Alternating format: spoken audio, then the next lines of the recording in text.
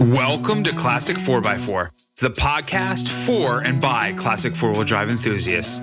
I'm your host, Chris Piccone, and you can follow the podcast on Instagram and Facebook at classic4x4_trucks. Also, make sure you subscribe to the show on your podcast listening platform and check out our website at classic4x4.com. And make sure to reach out to us if we can help you sell your classic, custom, and modified truck or 4x4.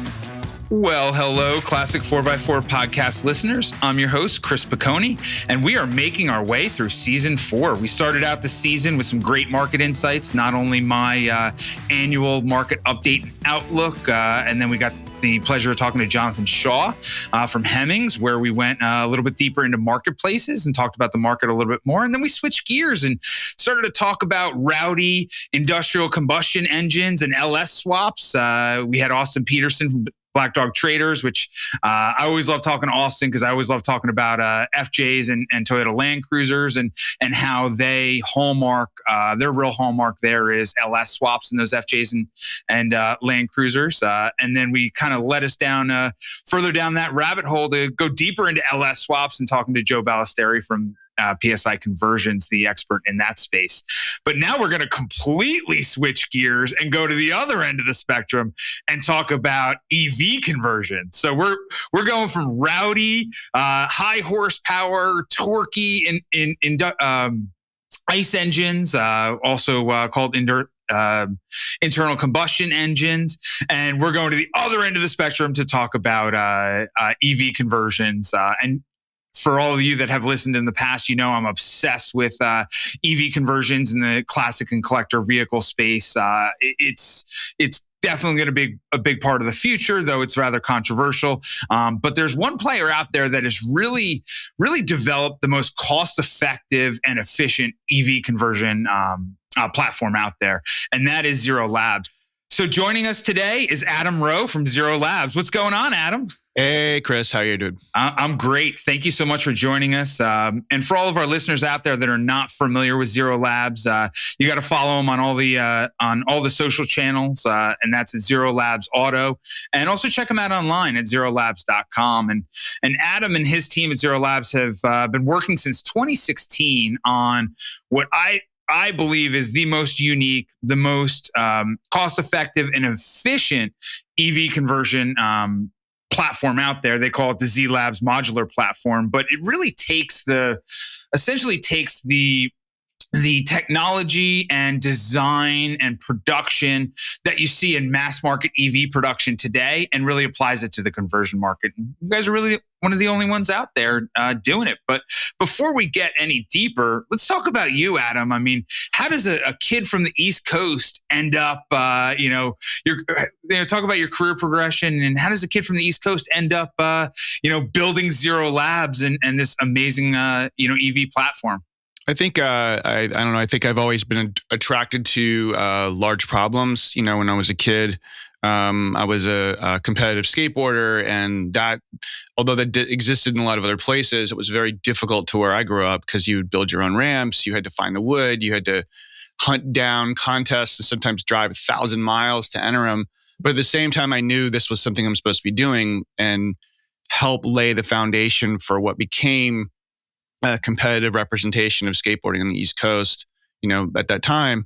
And I think it was the same thing. I got into typeface design and, I was told by my teachers, don't do that. And that's sacred. I'm like, I'm going to do it anyway. And I helped change and form a new industry in digital typeface design.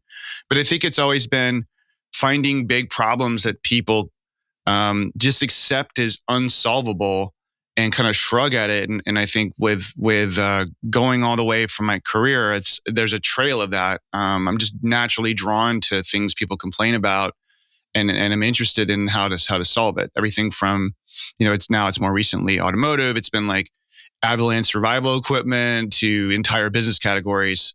This is an important category. It has a deep well of meaning going back multiple generations. And although I have an appreciation for the restored classics, it does. Driving in modern roads is not the same as it was back in the Johnson administration when many of these cars were set up. And so, as I think from a classic asset point, there's a future for it. from a usability perspective, those days are numbered because you can't. These cars won't go faster than 65 in many cases, and this just wasn't going to be the future for that category. So I was inspired to find the best available technology to bring it forward, and it most definitely is electric. Awesome. That's cool. And we should also mention that, I use this term very loosely, but for you, it's true. And the term serial entrepreneur, you've built some very successful venture-backed startups and had some exits and some liquidity events. And the reason I don't always like to use the term serial entrepreneur is because it's usually, used by people that, say, oh, I'm a serial entrepreneur, meaning, it's my reason for failing on everything I've ever done. And don't get me wrong, as us entrepreneurs, failure is part of our equation. It actually is what drives us further, right? But yeah, you are the unique scenario out there where you're a serial entrepreneur, where you've had ideas, you've solved problems, you've built scale businesses, and you've successfully exited those businesses, first with Real House and then with Lunchbox and now with Zero Labs. So that's pretty interesting. So where did you start your career? What led you to Real House? What led you to Lunchbox and then eventually to Zero Labs? Well, I originally started my career thinking I was just going to stay as a skateboarder. But the thing is, back then, the pay would have been, at best case scenario, $30,000, and it would be barely enough. Like, I think a government salary was better back then. Now you get that in like 20th place in a contest, but I had I think initially I was drawn to become a psychologist. I actually studied cognitive behavioral psychology, and I was pretty sure I had a talent for understanding how behavior worked. It was more like a system of math, I guess, for me. But also getting to know how therapy works, you recognize that so much of what people are doing is dictated to by insurance companies. And so the idea of having an effective treatment was close to zero given what you were being allowed. So then I applied those skills to advertising. And I think that's where I found my home. It wasn't to manipulate people, more as just to understand how to say what they're thinking and not sort of force people to eat words that they're not into. And I think that's where it applied. And I stayed in that industry for 25, 30 years, moving all the way up the ladder, doing, working at multiple agencies, starting my own agency, selling an agency, on and on and on. And it evolved, and it continues to evolve. But yeah, initially, psychology sort of been at the root of everything, my sort of understanding of how people think and why they think that way. And that applied itself to my last business, which was retail technology. But understanding that customers would or would not do something, and then building something that was more congruent with their experience was really the foundation of that. And I think you find some of that in Zero now, where I'm building technology that people want in a way they want to use it, and not sort of forcing them to take these huge seminars and beat them up on engineering diagrams. They don't want to do those things. They want it to be simple, and they want to keep the emotion. So we really mostly address the emotion and the longevity of the brand and what it means to you, and not get into the nuts and bolts and wires that are more prevalent in the industry itself, because that's not really where their heart is. No, I couldn't agree anymore. That's an interesting career progression. But, back to automotive too is, where did your passion for automotive come from? At what point, where was that turning point where you were like, you know what, I want to build the most cost-effective and efficient platform, modular platform for EV conversion? I was from a career perspective, my dad was a Ford engineer, and he was in charge of sort of monitoring dealerships when I was a kid. So I toured around the East Coast with him. We were originally from England and went up and down dealerships, and I got to see some prototype cars and how cars were built, and I was always fascinated with it.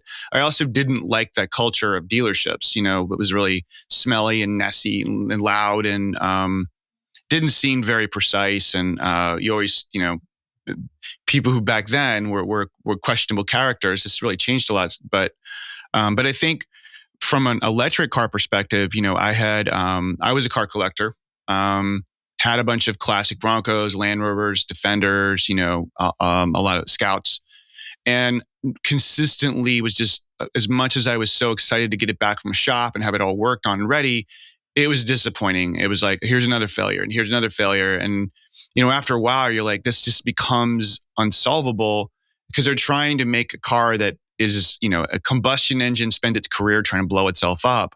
And eventually it's successful.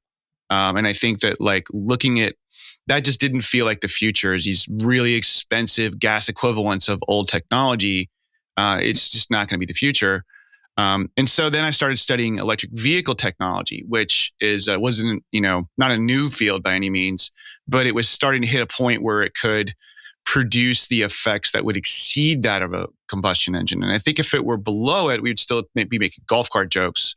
But what was very obvious very quickly is that technology, even as far back as 2015, was ready to rival the best in gas cars, maybe not on a full performance level of range and things.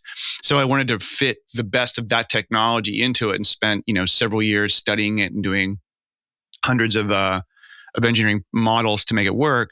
But what the platform was we recognized that the original way people do conversions, which is for the most part, you take an adapter plate from an adapter to a transmission, you put a motor against it and try to use all the other existing suspension geometry.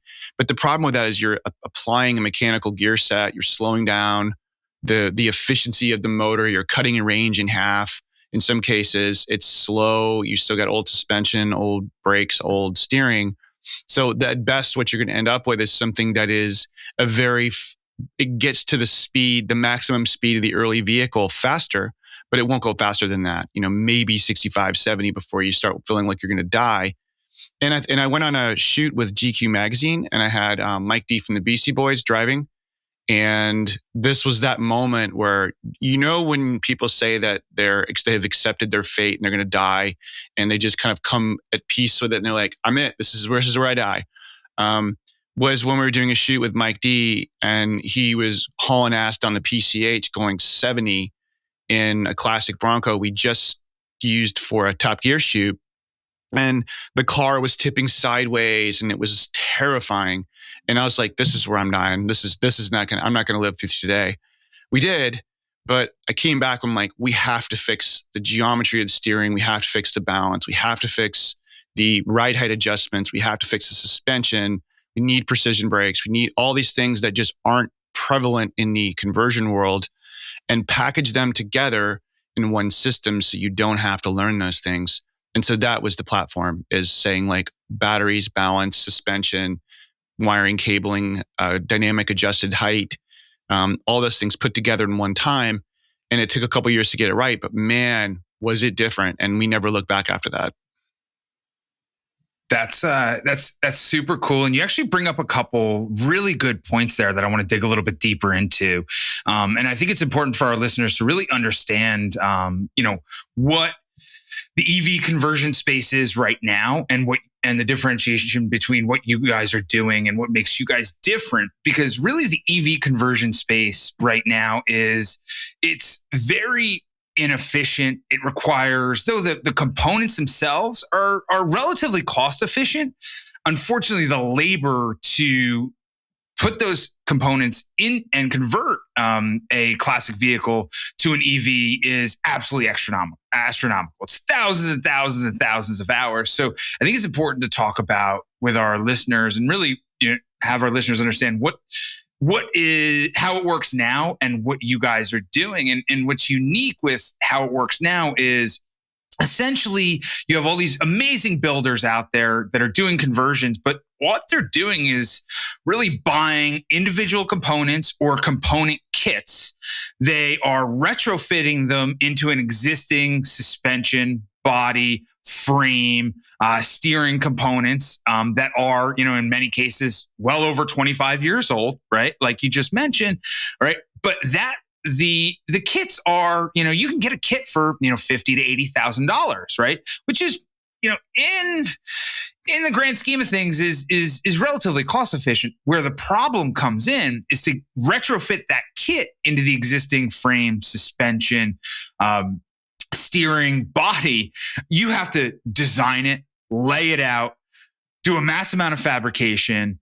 You have to install it, build it, test it. And that requires thousands and thousands and thousands of hours and months and months and months of time. And that's where the inefficiency comes in, is those thousands and thousands and thousands of hours are labor hours. And labor hours are, hardware can be, with scale can be cheap. Unfortunately, people are not cheap, right? So that is kind of where it is right now, right? Would you agree? That's a very accurate way of viewing it. And I think that, there are scenarios where that's perfectly acceptable. There are people who just love doing conversions, whether it's a LS swap or whether it's a electric vehicle swap.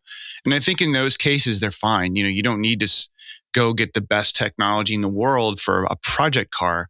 It's when it becomes a business, when it becomes a scalable career and something that is looked at as a service, that's where the problem comes from, because the amount of labor doing car number 2, number 3, number 4 is the same. Like, there's no efficiency because you still have to go through all those steps every single time. So you're not really gaining any kind of efficiency, and your cost structures your volumes are so low that you're still going to have the same sunk costs, same sunk labor.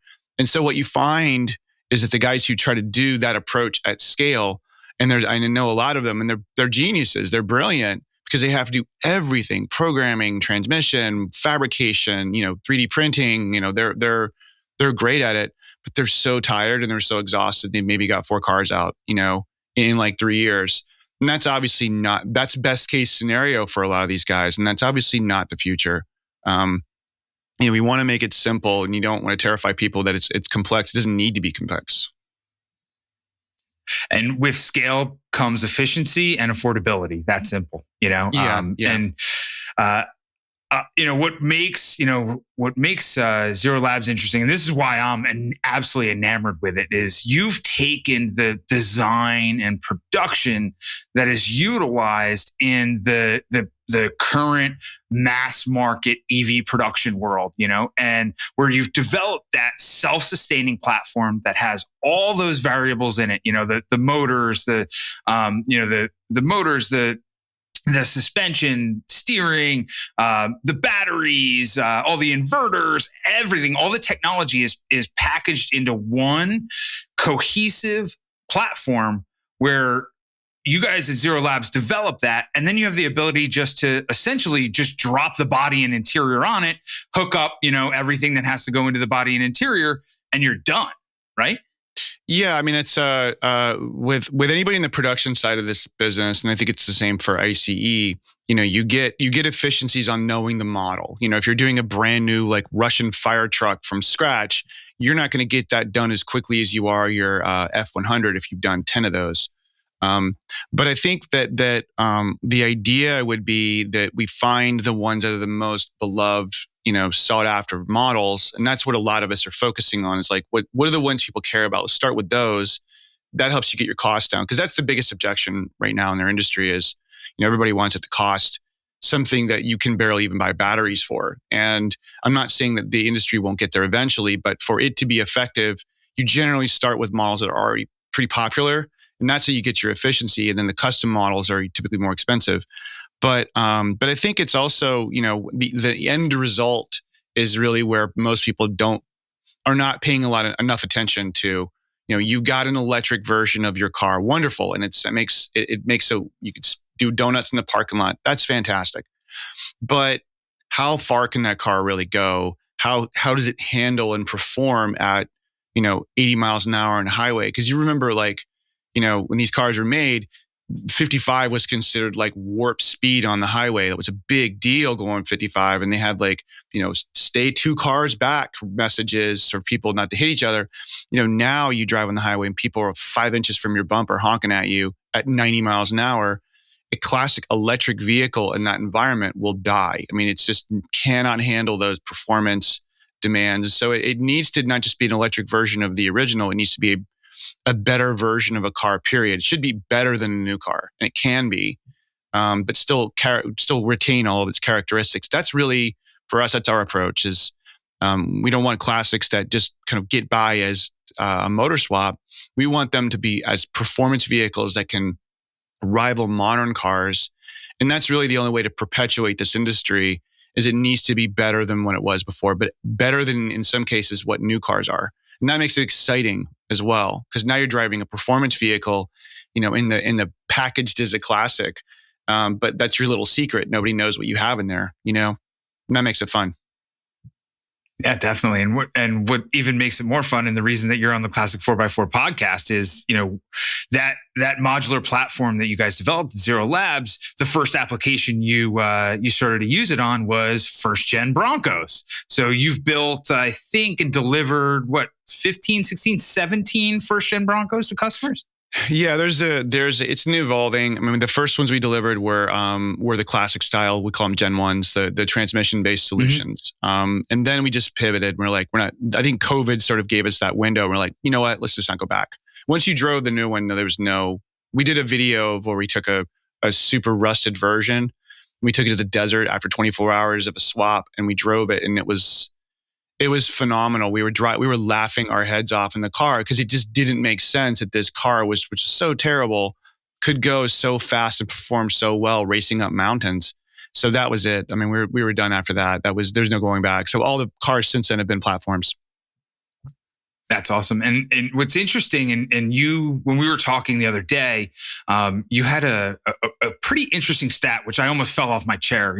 Right now, in the existing component, package component, fabricate those components into an existing classic vehicle, EV conversion.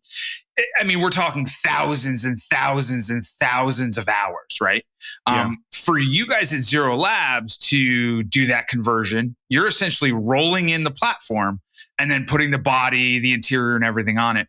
How many hours is that taking?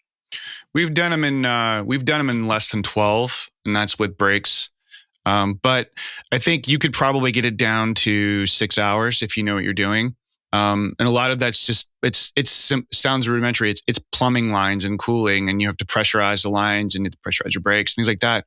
That takes a while, but yeah, I mean, to be clear, there are definitely guys out there, who are capable of doing very fast conversions, and the reason, and the old style way, but the reason they can do that is they've done that car 30, 40 times and they've just got it down. Like they know they've got it all sitting right next to them. They know how to lay it out like a model kit. And they can do that because they've designed their systems for that.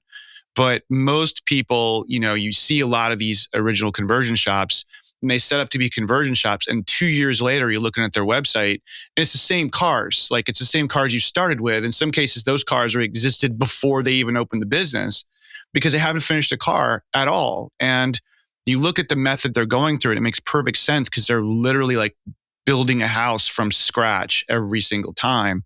And that's just not scalable. A lot of those companies get out of the labor business, they get into the parts business. And so anyone says, oh, it's easy. It's, that we use crate rotor drop-ins and bolt on, and it's all those like deceptively simple labels, but it is none of those things. It is not bolt on, it's not drop in any more than a pallet of bricks is a house, it's a drop in house. Like, no, you still have to build the house.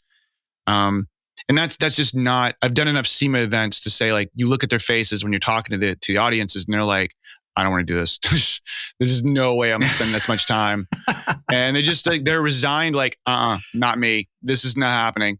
But if you could make it easier for them and give them the performance they want, take away the computer science requirements and the high voltage thermal management background, they're in. They love this shit. It's a better performing car. It's simpler. Clients are asking for it. So that's really, when we're always going back to ease of use, that has to be the reason, and it's just, the kits are just parts, it's not anywhere near assembled as much as they like to claim it is. It's getting better, to be clear, but it's still not as simple as people say it is.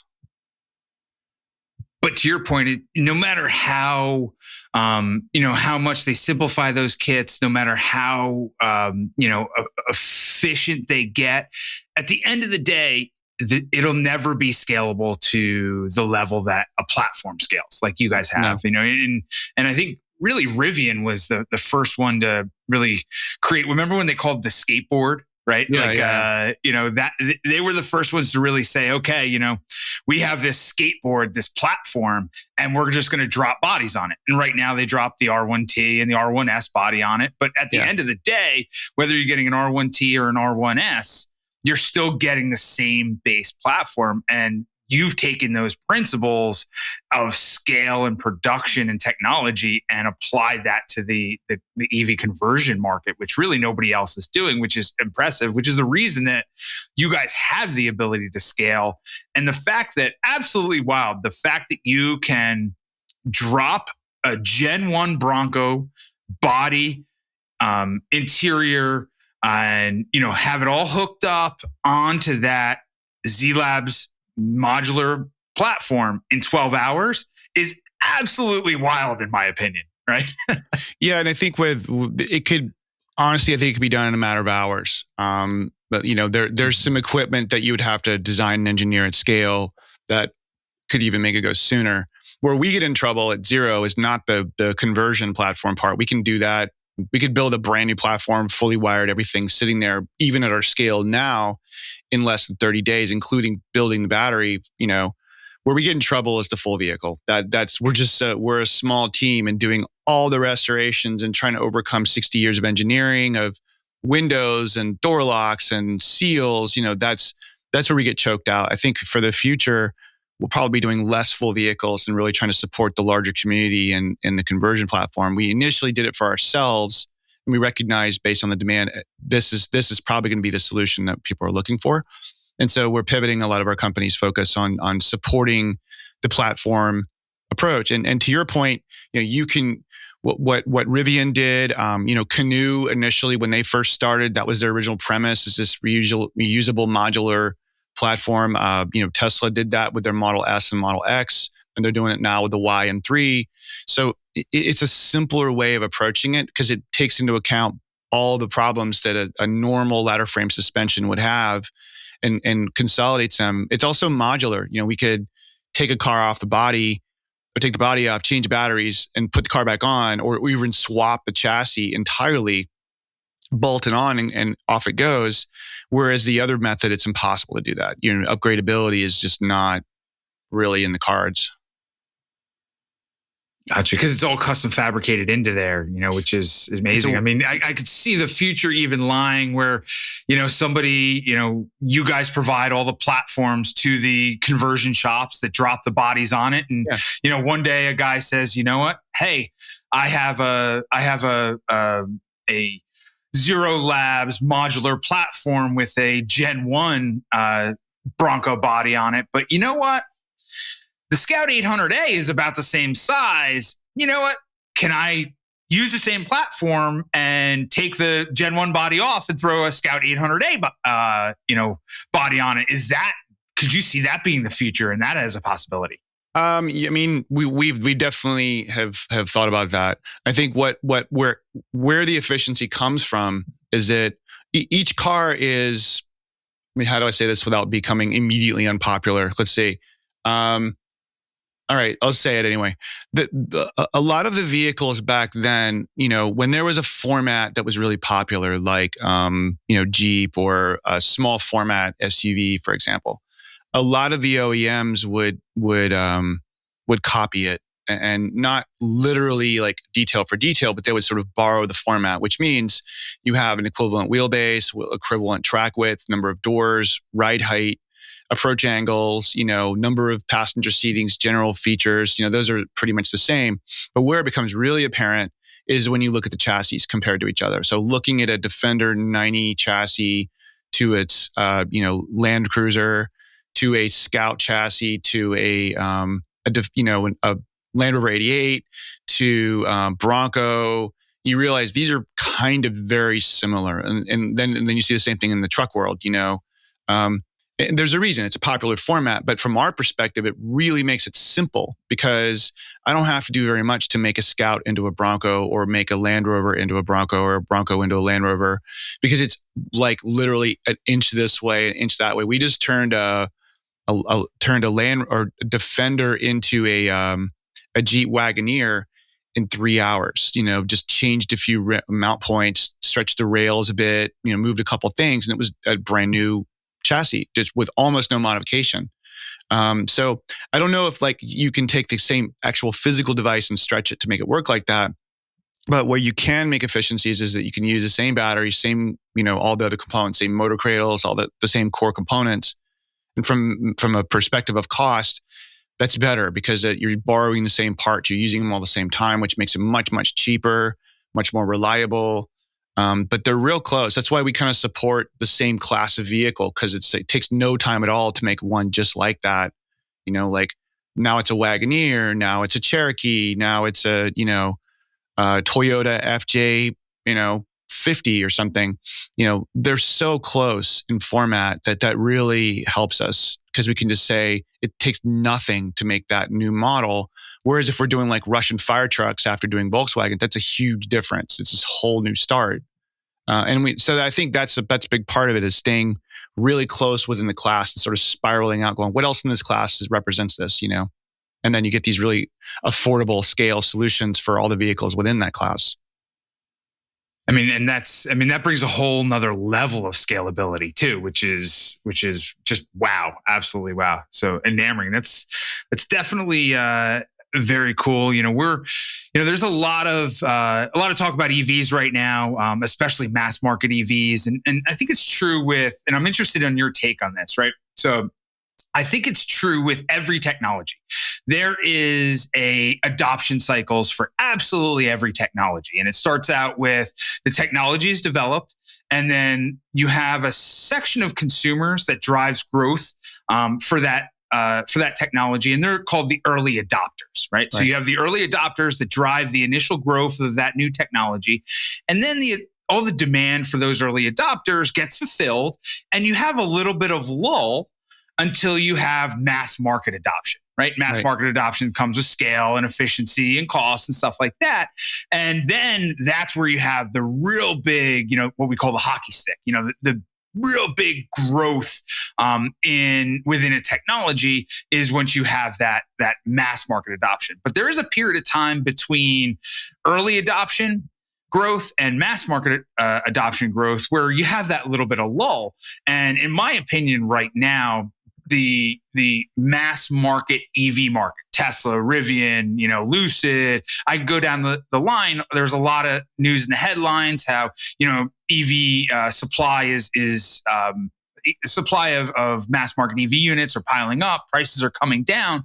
And a lot of that is because we've hit that little short period of time where there's a lull, which in my opinion creates an amazing amount of buying opportunity, right? So if you're ever considering an EV, now is the time to buy it in the mass market because prices are coming down, and eventually there is going to be mass market adoption, and that's going to soak up the demand and drive prices back up. That said, though, in the EV, collector classic vehicle conversion market, in my opinion, we haven't even hit really, scale on the early adoption side, right? We haven't seen even we're in the early days of growth in the early adoption side. Would you agree with that? Yeah, that's a great observation. I mean, what you're really talking about is a sort of adopter economic curves, which is, you have influencers and early adopters and sort of early majority, late majority, and then I think laggards. But what we're seeing mostly in the market right now is this fluctuation between innovators who are like, and them by the way they speak. Like an innovator is like, I want it first. I don't necessarily care if it's perfect. I want it now because I want to be in that world before everybody else. That's how an innovator talks. An early adopter will say, well, how many do you have on the road? Let me see some proof first. And so, they require a little bit more convincing, but they're ready. They just want to know they're not being taken advantage of, or they're making a mistake. And then from that, of course, comes early majority. But where we're at right now in this industry is the innovators are getting their vehicles now across the board. I think that you're starting to see these things being delivered. There's a big push since COVID, and they're really coming out now. So deliveries have really started across the board. And now the early adopters are seeing those cars on the road, not as like shop demos, but as actually client delivery cars. And they're going, okay, this looks like it's going to really happen. And so they're starting to place their orders now. And that will prime, that'll produce sort of like social proof that this is not only a one-off sort of speculative market, but actually a scalable market. But where the industry is sort of incompatible is that the demand for any of those, whether it's early adopters or early majority, is in the tens of thousands of range people, per shop. And I know guys who have 4, 5, 6 year waiting lists. And so what you would assume from a pure financial perspective is that the people placing these orders, which are often, venture capitalists or savvy investors, would recognize the unmet demand and know that to capitalize on the best cost available and sort of like help fund the unmet demand and scale that business to meet the demand. And so there's this sort of what you're talking about is sort of the chasm, right? The gap between when are we ready to sort of take this thing to scale and when are we proving it? And to your point, the EV market in general just jumped over that. And I think we're seeing a bit of a lull. And it's the pullback, to be clear, is not a reversal in decision making. It takes so long to make an electric vehicle that you'd push out what you have as quickly as you can, but you don't necessarily know what the world will be like when it finally arrives on the stage. It could be there's so much of this. It could be that there's cheaper. Who knows? Because it's like making a movie. You don't know what the world will be like when that movie's finally launched. And you've seen very often studios start a production. And 3 years later, they deliver it. And it's like, this is not the right time to release this movie. There's a war going on or some terrible tragedy. So they'll shelf it until the right time. And I think like what we're seeing in the EV market is like they're putting them in the market now based on what they knew 2-3 years ago. And that's all that is. It's just an adjustment based on the latency of putting a car on the market versus what you thought it was. EV is still very strong, and we will all collectively learn from the reactions in the market now, what we thought it was compared to where it will be. And I think this will give a birth to a whole new generation of innovation, as well as cost effectiveness. And that's what's going to be exciting about the global industry. Our part of it is, it isn't funded. It isn't scalable from an economics perspective because no one will fund it. They're putting $4.5 billion into a hypothetical Tesla killer, but the whole industry, our industry, I would say capitalization, like external capitalization for our whole industry probably does not exceed $50 million of every company in the world that's ever been funded for our category, which is incredibly small for how much demand there is on something that essentially is the future of our past. There's like $1.7 trillion worth of classic vehicles on the market right now that don't have a forward solution. And, we can't give them a solution in the museum quality classics. The restoration is a different category. If you're trying to make a car look like it used to, that's different than what we're talking about. We're not going to restore restorations. It's the ones that you want to use every day as a regular driver and a performance vehicle. That's what we're talking about. And that it's a massively underfunded category for the demand. But that will change, and that's kind of why we're here at Zero Labs is like, we got to prove to the market that this not only can be scaled, that it's necessary to scale this because the world needs this to happen. Something they want to happen, it needs to happen. It needs to happen at a scalable way. Then that will change the world. Then you have a whole new category of electrification and engineering and automotive. It gives the whole future for automotive that just what isn't going to be there in the gas world. Yeah, I mean, it's amazing. I mean, what the future beholds is going to be very interesting. But and I know, anytime government regulation is involved, it really defines what the future has to hold. Right? You have no choice. Right? So when you have government intervention and regulation, you have no choice. And the thing is, like, in the mass market, vehicle world, obviously government regulation has intervened, and a lot of states are saying now, hey, we need full EV, EV sales by this specific date have to be the majority of the sales in the state so the manufacturers have no choice, right? Yeah. But in the EV conversion in the classic and collector vehicle space, we have our version, which is the CARB states, right? The CARB states, they and a lot of the CARB states. I do not live in a CARB state. You guys are in California. You're in a CARB state, and in our conversation the other day, you actually told me, probably one of the funniest stories I've ever heard. It absolutely is. You guys had built a Gen 1 Bronco, and it was, I think in your state, in California, it's 1975 and older, doesn't have to be CARB compliant, right? That's right. Yeah. That's where California Resources Board kicked in and started making the rules. Yep. So you guys ended up building something that was later than 75 in a Gen 1 Bronco and had to get it, CARB compliant. But you brought it to the CARB compliance people. You rolled it in, and they were like, "We can't comply with it."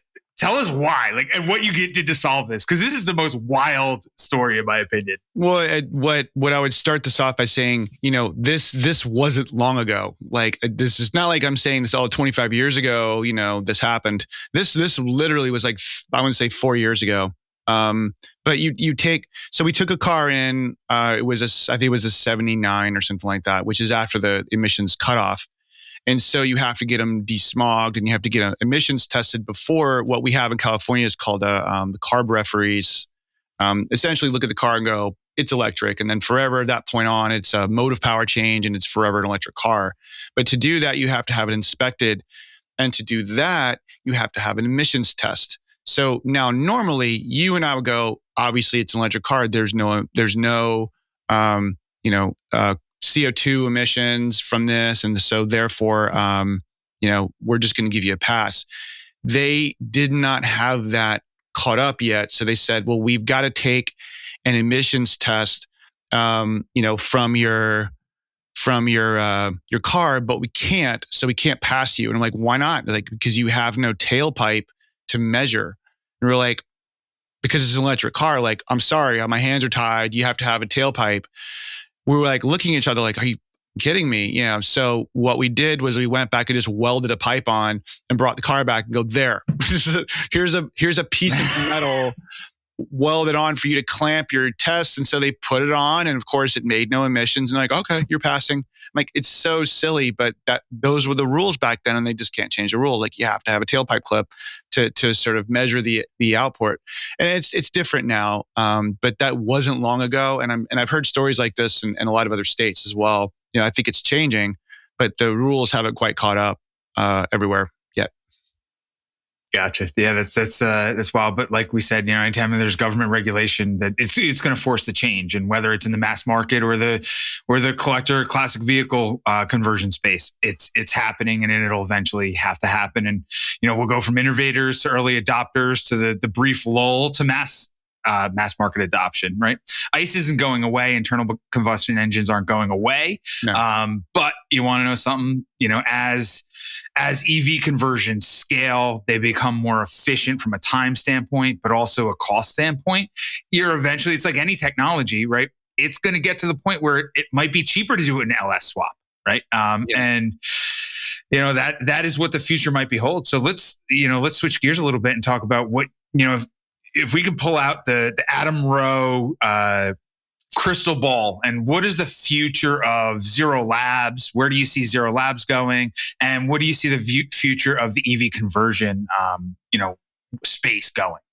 Well, I think to by way of analogy, what made, you'd mentioned Rivian earlier, what made Rivian possible to be able to go and do that? What made the Ford E-Lightning possible? What made Lucid possible, or Faraday Future, or any of these guys? Was Tesla, and not because they're the innovation is impressive by itself, but it's because they proved the category, right? So what made Tesla possible was 16 years of getting punched in the face and being told no. When we started our company, even as far as 2019, Tesla had a 65% short position still. What does that say about the market's belief in this category, even that far back? I mean, it's not that wasn't long ago; it was 6 years ago. But there was still being, most of the position was shorted, and no one believed this was going to work. But they stuck it out and they made it happen. And I think, for our perspective, that's our job. We have to sort of show what scalability does. We have to show that this category not only can be scaled, it can be done so profitably and actually make the world better. We're not talking about restorations. We're talking about a scalable forward solution for hundreds of millions of cars that people really want. And so for our perspective, what we're doing at Zero is proving it out. We're trying to get our products into the market at scale. We're trying to work with both scale manufacturers as well as investors and say, look, we've got, 77,000 order requests from all over the world and more every day. This is not, and you can't not ignore the noise the world is making saying, I want this. And we want to help the industry. We don't want everybody to have to go out and learn how to do all this, build it by hand stuff. Cause it's great, but it's not scalable.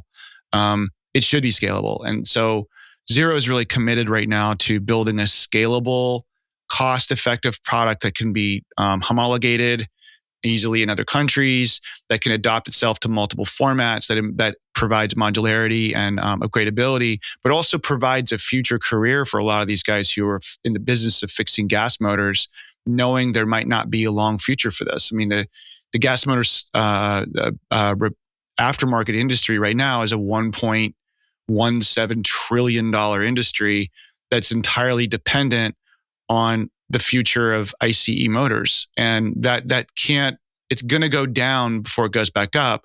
We want to keep it going and utilize scalable conversion technology and say, maybe the future of your hot rod gas car fix 'em up shop is not going to be in supporting that style of hot rod, but really becoming more of a conversion shop. And so not surprisingly, we've gotten a lot of like franchisor requests. People like, I don't want to do this other stuff anymore. I want to do what you're doing. And that's the industry we're trying to support. That's the industry we're trying to create. We're trying to electrify an industry, not cars, but the industry itself. And that's the potential of what this is. That is what needs to happen. That's what will happen. And when that happens, there'll be precedent. And when there's precedent, there'll be scale and venture will come running in saying, okay, there's one in the market that proved it.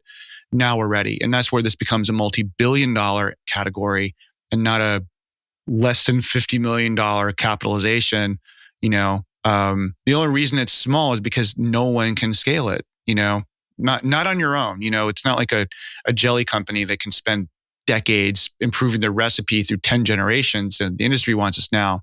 So what we're doing is what needs to happen in the industry: scale, affordability, a reproducible solution that is validated, that can become very profitable for both the installer as well as the people making the equipment.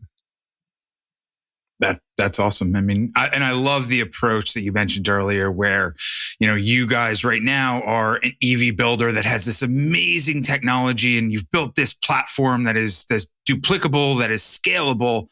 But really the future, and correct me if I'm wrong, isn't so much, going direct to consumer and saying, oh, you want a Gen 1 Bronco on our amazing technology in this platform. It's really providing the platform to other builders out there that can, go and deal directly with the consumer. So you actually are kind of, correct me if I'm wrong, you're really pivoting to more of a supplier than a builder. Yeah, we're trying to become like the first tier one for this category.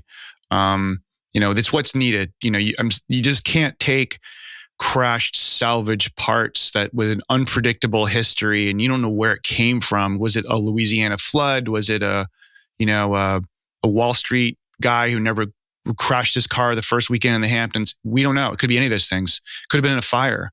But making it where it's reliable, predictable, cost effective. And also from a supply chain perspective, there's just so many really amazing new companies out there who don't get, taken to the OEM prom. And, but they've done their work. They've got a great motor, inverter, power system. They're ready to go. And OEM's not going to choose them. It's just unfortunate, but man, there's some good stuff. And so we want to bring that to the market and really provide cost-effective solutions. Not even just the classic market. It's the existing market world. That's what we're talking about, because you've got like old fire trucks and school buses. Is that a classic? Well, it's 15 years old or 21 years old. Technically, it's a classic, but would you call it a classic? Probably not. But there are a lot of cars like that out there that have continued history. We've seen fire trucks, ambulances, school bus property projects, and I think that's the entirety of the solution is existing vehicles. 99.5% of the cars in the world are not electric. We can't just sweep them in a landfill and say, you know what, we're going to go Like we're real pro climate. Let's put, 2 billion cars in a landfill and do over, We're not going to new car our way out of this problem. We have to use what's here, use what we care about, and find a way of bringing it forward. And not every car is going to win. We're not going to take a 2003 Camry and go, we really need to keep that one around. Some aren't going to make it, but a lot of them should and can. And so we're just trying to find a way of cost effectively scale solution way of doing that. Because it's never going to happen with the crash salvage, DIY, eBay part kit market thing. That's not it. If it was ever going to be it would have already been it. It's not new. It's been around for a long time. Still wasn't scaled. You bring such a good point. There's so many applications for any form of mobility out there that has a different use case, whether it's farm equipment, ambulances, fire trucks, buses. It's not just collector vehicles. I do think that a lot of the early adopters are going to be collector vehicles, because from a cost standpoint, they can justify it. But as, like you said, you scale, you get efficiency. The use cases are absolutely endless. That is so awesome. But as we get into the end here, there's two other things I want to talk about. The first is, and how we were introduced was you have two of those Zero Labs first gen Broncos available, and so I want to talk about those. And then there's a really cool rumor going around about Zero Labs right now, and I want to see if I want to hear it from you directly. Like, is there some feasibility to this rumor that we're gonna talk about? But the first is the Broncos. How you and I actually got introduced was we have a common friend, and a common friend kind of said, "Hey, Chris, I know this guy. He built this amazing business off of this, this building these platforms and this technology to efficiently and effectively convert first gen Broncos, Land Rovers, stuff like that. But they are really focused on the technology. The sales piece and the marketing piece is not really what they want to do. That is your arena, Classic 4x4 in advising and marketing and representing the sale of collector, classic, and custom trucks and 4x4s. Would you have any interest in talking to this guy?" And that's how we originally, got introduced. And you came to me and said, "Hey, I have these two Broncos, right? Right. I believe it's the seafoam green one and the ice blue one that are available for sale." And the first thing I said to you when we dug into it on that first call that we dug into them is I said, I don't know if you remember this, "Why are you asking so little for them?" And that's what amazed me, absolutely amazed me. So let's talk about those two that are available out in the market right now, because I think that's cool. You have, what year is the Seafoam Green Gen 1 Bronco, EV converted Gen 1 Bronco on the modular platform? The Seafoam Green one is, I think it's a 66. And then the other one's a 1970. We're gonna blow all of our listeners' minds right now. And what do you have both those trucks priced at right now? I think they're one's like 220, 225, and I think the other one's like 280 or something like that. But yeah, we're probably going to equalize them. That's absolutely wild. Yeah, I mean, to be clear, I'm going to be delivering a car this weekend, and it's a full carbon fiber. It's probably the best car we've ever made. Absolutely amazing, and that one's like 480,000. So there are more expensive versions, but I think we book our sales so far in advance, and when a customer changes his mind and says, I'm moving, or I want to trade for a pickup truck, that happens a lot. That fallout rate is endemic of our industry. I did it. I've waited for classic trucks before and go, you know what? I'm gonna pivot now. I want a different car. And so there's because of the timeline it takes to build the full car, people's lives change. And in some cases, we've had people go, "Ooh, I didn't know you were doing Land Rovers. I want one of those instead." We had that happen too.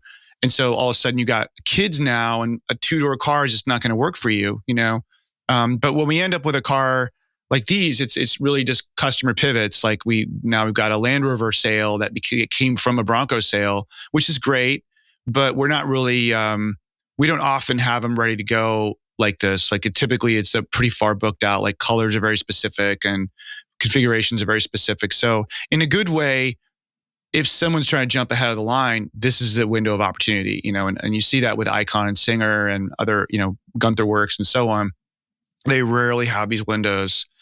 But yeah, we should be, for the full vehicle, we should be a lot more expensive. We could, initially our vision was to be like a Singer, electric classic Singer, to have the quality of a Singer, make it electric.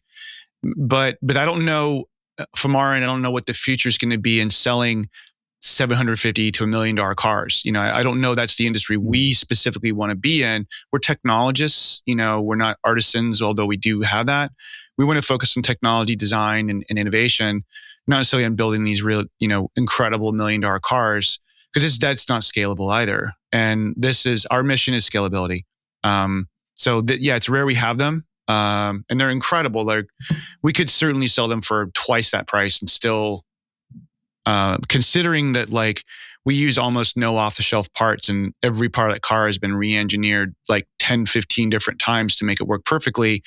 A lot of guys selling cars for $100,000 more than this are using catalog parts. It's the same. There's a Mustang steering wheel. There's a Tuffy box. It's the same off-the-shelf parts, and they're I don't mean this in a disrespectful way, but they're kind of thoughtlessly put together. That's like, this is the seat. This is the center console. This is the radio. It's like, you're just taking A and putting it there, and B, and it's so they all look the same. Ours are nothing like that. I mean, it's nothing like those things. But we have a low volume, so we're not yet an established brand from a full vehicle perspective. So we're not like an Icon or Singer who've been delivering cars for 20 years. So it's an opportunity for someone to get ahead of the line. They're amazing cars. Probably underpriced for sure, but that's okay. We're really crowded. We just need to make some space, That's cool though. I mean, but the value proposition alone, and a lot of our listeners know, I represent both on the buy side and the sell side, several clients that either own or are, looking to acquire or looking to sell their, investment quality, nut and bolt, frame off restored, powertrain swapped vehicles, right? Whether it's a new Legend or a Helderberg, whatever it is, right? Yeah. And the price point that those vehicles sell for, then I'll use a first gen Bronco, right? A first gen Bronco right now in the market, that is from a top tier builder, that has a full frame off nut and bolt restoration with a Coyote swap powertrain in it, like the whole 9 yards. Those things right now are trading in the $200,000, to $300,000 realm, right? Right. So the fact that you can get this technology and get it today, right, and get a Zero Labs first gen Bronco in that safe price point is in my mind is mind blowing, absolutely mind blowing. And but hey, like you said, every once in a while you get a cancellation, lives change, and now there's an immense opportunity out there for people to have instant gratification, buy it today, drive it home today, but most importantly, at a price point that is comparable to a internal combustion engine with comparable performance, which the industry as a whole really hasn't hit that point. And I think you're the only one out there that even can provide that value proposition where you can have it today at a price point that's comparable to an internal combustion engine, restoration. But it's not all off the shelf parts. It's all custom type parts. So that's absolutely amazing. So all of our listeners out there, I mean, I don't know if by the time this episode gets published, if they're still going to be available, but if they are, make sure you go check them out on zerolabs.com, pick up the phone, call them, because there's an immense opportunity out there if you're looking for a first gen Bronco, and hey, maybe you were looking for a Coyote swap first gen Bronco and you realize, whoa, this is way cooler and I can get it at pretty much the same price point. That's a no-brainer. So hopefully all of our listeners out there, catch that. They're not, we don't use off-the-shelf parts. They're like, I would say when you get up close to it, that's when you see a picture of a Bronco or a Land Rover, whatever it is, you just see a little thumbnail. You don't know what you're looking at. And in that way, a lot of people will make the judgments about whether they want or not want a car by the thumbnail images and by the price. But what you're not seeing is that up close, it's better than this car has ever been. Like it's a high resolution version of the class. You've got 2 millimeter gap alignments and flat floors, and it's nothing like the thumbnail pictures you see of guys using like crashed, repair parts and off the shelf Danacorn bodies and stuff. But yeah, it's one thing that I'm interested in. One thing we should, if we do another one of these, talk about and see if it's changed. And this is what we're all waiting to find out. Move aside the collector market. Those are asset class vehicles. We don't mess with those. We don't want to mess with those. Those are designed to be perfect representations of the past. And we don't want to mess with those. But in the resto mod world, the aftermarket world, does an electric vehicle equivalent of these cars, does it improve the value of the car over the long term? Right? That's what we want to find out. Is a electrified version of a classic that's done professionally, especially one that can be upgraded, does that improve the resale price of it compared to an old gas motor? That's like, let's say you did a LS swap 6 years ago. Is that worth anything close to what you paid for it now? Probably not, because a car has lived a good life and has kind of gone through its runs. An electric motor can go 1 million miles, and a battery can be easily swapped. Does that improve the future value? And I'm curious about this. I think it will. I think an electrified classic with a thoughtfulness towards going as being forward compatible will be worth more or equal to what you paid for it in the future, because they'll be special. They'll be something you can keep going with, versus the sort of legacy vehicles, which are kind of maybe on their way out in some cases, not the collectors, of course. But I'd be curious, like, what does in the secondary market of after it's gone through one or two customers, because they're all used cars, let's be clear. Does it improve the value over time? And I predict it will, provided the technology can be upgraded. I agree with you, and time will tell. So as we get into the end here, let's talk about something fun, which debunk it for me real quick. As many of our listeners know, Scout just had their groundbreaking at their new the new version of Scout. The Volkswagen Group owns Scout Motors, and they're bringing out a Scout EV. They just had their groundbreaking of their new factory outside of Columbia, South Carolina. I think it's called Blythedale, South Carolina, about 2 weeks ago. So everybody's talking about the new Scout EV, and there's a rumor out there that there might be a chance that the Zero Labs modular platform could be incorporated into that new Scout. So is that rumor true, or is it just a rumor? Debunk it for us here. Oh, it is a rumor that I started, but it was. What a great marketer, right? It was. I think from my years in marketing, there's always a playfulness in what you do, and I did this deliberately to taunt my friends who work at Scout. We were talking about their design department. Inevitably, there's going to be like a BMW design center or Tesla design center equivalent, put inside the company somewhere to sort of manage the forward thinkingness of where they're going to go. So I just joked and I said, "Oh no, we're it. They've already acquired us. We're now the Scout design team, and we're bringing in all of our guys from BMW and Canoe and all the original designers, and we're going to build a design center." And they're like, "Really?" I'm like, "You didn't read the press release? It's out." Like, and so I did the follow up just to sort of to taunt them. But that said, like, of course, I would love a conversation with them. I mean, I think that they, unlike, and I mean this no disrespect to Ford Bronco. Ford Bronco kind of borrowed the badge of the Bronco, but kind of was very intent on going after the Jeep market, not necessarily recapturing the magic of the original Bronco market. I think that they've done a good job at really rivaling Jeep, Wrangler especially.